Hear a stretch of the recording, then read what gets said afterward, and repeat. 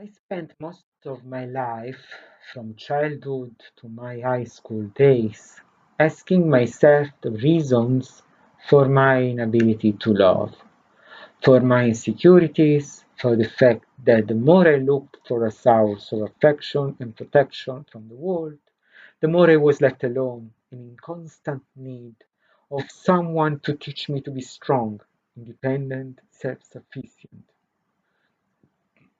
For each child, the mother represents the first impact with the outside world. When a mother is absent, this handicap can often prove fatal and counterproductive for the entire lifespan of the new human being. In my case, my mother was a typical case of a schizoid patient's parent. She has always been pathologically incapable of expressing affection towards her firstborn, no doubt due to an unhappy marriage, and because she attributed to me a probable responsibility for the forced bond that had united her with a man she did not love. This is why I grew up in a shaded area between paternal psychopathy and my mother's non-affective selfishness. Accustomed to not feeling desired, appreciated, or encouraged, I grew up in a languid state of demotivation and psychophysical laziness, which then turned into emotional and creative overload. My mother's non-affectivity was not well perceived from an external point of view, since she has always been a very normal woman outside the family context.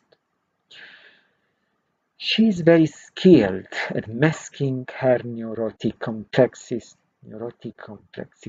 also because she has an obsessive attention to the way she appears to others.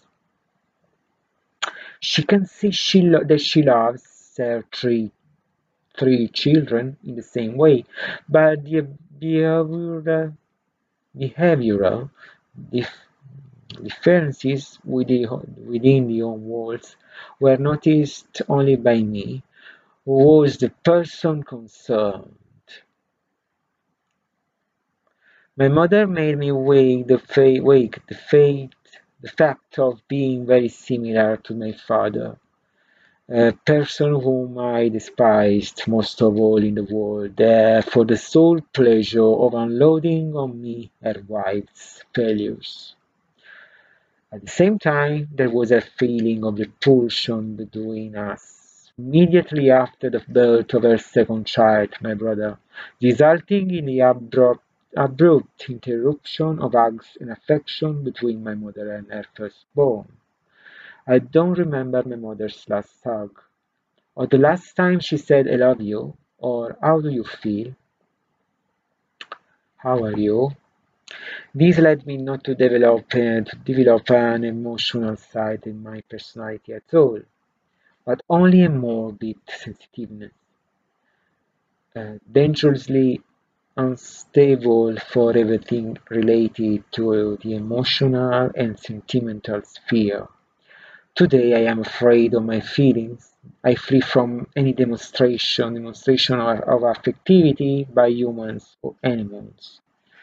I feel uncomfortable if someone smiles at me because in that kind of expression I see only a threatening and grinning mask that discovers its teeth to attack more than to express fun or friendly sharing.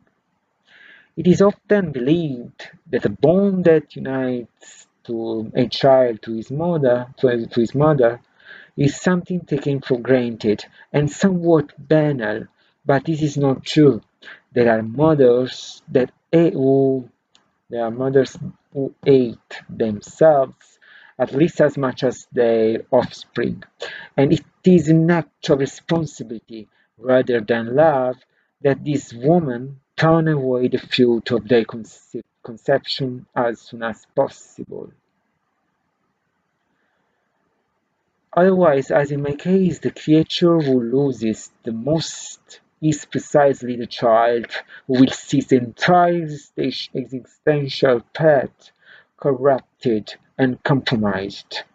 Today I am unfrighteningly hungry for affection, and I often turn this uncontrollable desire into craving for intellectual and artistic domination.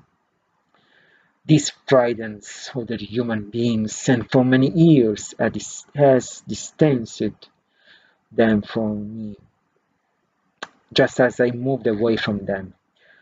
Today, I believe I have reached a state of apparent equilibrium, enclosed here in this dark cocoon of mine, in perpetual brooding over the sense of love in the world.